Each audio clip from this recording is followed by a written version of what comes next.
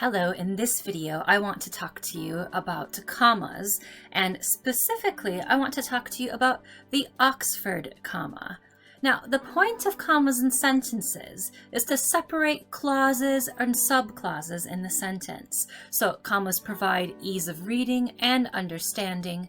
Commas can be imagined as a breathing point, similar to a full stop, but less lengthy. However, that does not mean that a comma ought to be inserted every time that you would take a breath whilst reading a sentence. Otherwise, you might end up with something quite ridiculous, like this. As we were walking down the street, we noticed that many people were walking dogs today, which seemed unusual given that today was noted as being the hottest day of the year. So as I was reading that, you can see I inserted commas at each breathing point, which I did a little bit more emphatically than I would if I was normally reading it. But you can see that it is far too populated with commas. And as you can see here on the screen, this is the correct way in which you would add commas to this sentence. So there are just two commas that ought to be inserted here.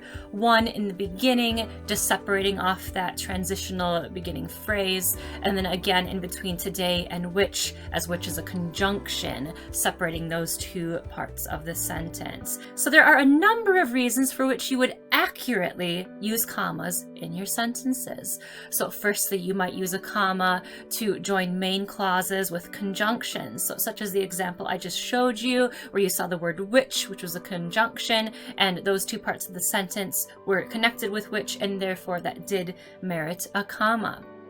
Another example in which it is okay to use commas is to mark off a phrase at the beginning or at the end of a sentence. And again, referring to the example I just gave you, you did see that introductory phrase was marked off with a comma. Commas would also be used if you insert such a phrase in the middle of a sentence. So you'd mark off both sides of a phrase inserted with a comma. Commas can also be used occasionally to introduce quotations. And then most famously, and what the main of this video is about, commas are used to separate items in a list. And this is where I introduce the Oxford comma. So I think that using commas in lists is quite possibly the most well-known way of using a comma, one that you learn all the way back in primary school. So as an example, as you can see here on the screen, if I was to say to you that I was going to the store and I plan to purchase apples, bananas, strawberries, chocolate, and jelly. As you can see, I've put a comma in between each item on this series or on this list. So which one of these commas is the Oxford comma? Well, the Oxford comma is the very last comma in the series, the one that's just before the word and, where it says chocolate, comma, and jelly. Including that comma there after chocolate and before and is the Oxford comma. Surprisingly, this little comma has conjured up quite a bit of controversy. So one grammarian has noted that Oxford commas are like the Ugg boots of the punctuation world. People either love them or hate them or don't even know what they are. So this hot debate about the use of Oxford commas has even come up in mainstream culture. So for instance, this band called Vampire Weekend in 2008 included lyrics in their song saying "Who gives a hoot" about the Oxford comma.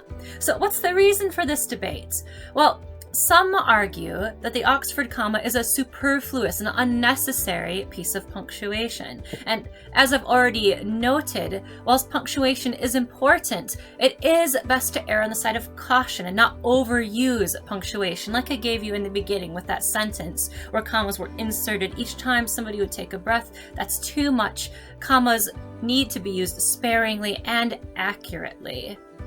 So those against the Oxford comma believe that including it is an example of overusing it.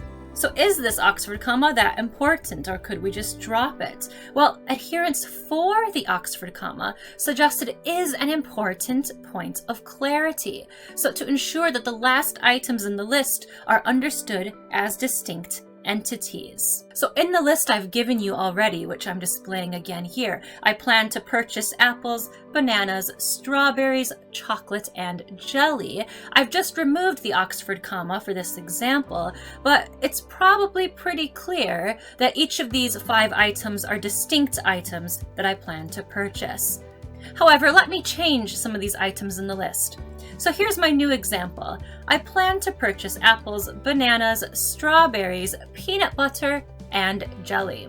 Now, for those of us in the USA, we know that these last two items on the list might refer to two distinct items, peanut butter and jelly, or it might refer to this really strange American concoction that many people enjoy, this mix of, as you can see here, peanut butter and jelly. So which is correct? Do you use the Oxford comma for clarity purposes, or do you consider it to be superfluous and leave it off?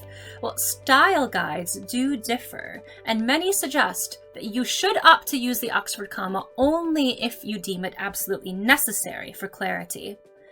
But this is a fairly subjective thing, isn't it?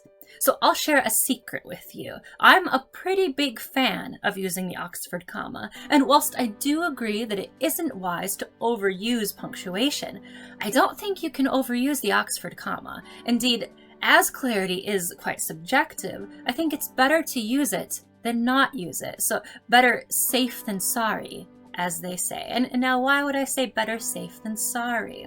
Well, if you want an excellent anecdotal example of why it's quite important to use the Oxford comma, check out the court case a few years ago in which the absence of an Oxford comma helped out a group of drivers win overtime pay from their company. So here's what happened. The state of Maine had a law which said that the following activities were not eligible for overpay. You can see here on the screen. The canning, processing, preserving, freezing, drying, marketing, storing, packing for shipment or distribution of these items listed here. Now, these drivers who are trying to gain their overpay were distributors on the list of items here, but they did not pack the items. So without the Oxford comma, how do we read this sentence? Do we read it as suggesting that those who pack for shipment or pack for distribution are ineligible for overpay? Or do we read it as though there is an Oxford comma there, those who pack for shipment or those who distribute are ineligible for overpay? The drivers were trying to argue that without the Oxford comma, it must be read as those who pack for shipment or pack for distribution are ineligible. As the drivers were not packing, they argued, they must be eligible for overpay. And indeed, the court case did find in their favor. So as you can see, the judge said here, for want of a comma. There is no serial comma to be found in the exemptions list of activities, thus leading to this dispute over whether the drivers fell within the exemption from the overtime law or not. And they decided to err on the side of liberality for the drivers and ruled that they must receive overpay. So in my opinion, folks, use the Oxford comma at every opportunity. Your idea of subjective clarity might not be the same as somebody else's idea of clarity. So just use it. Let me know what you think in the comments below. I do hope that you enjoyed this research tips video. If you would like to stay apprised of new videos as they come out, please do subscribe below and let me know your thoughts or questions in the comments. Thank you.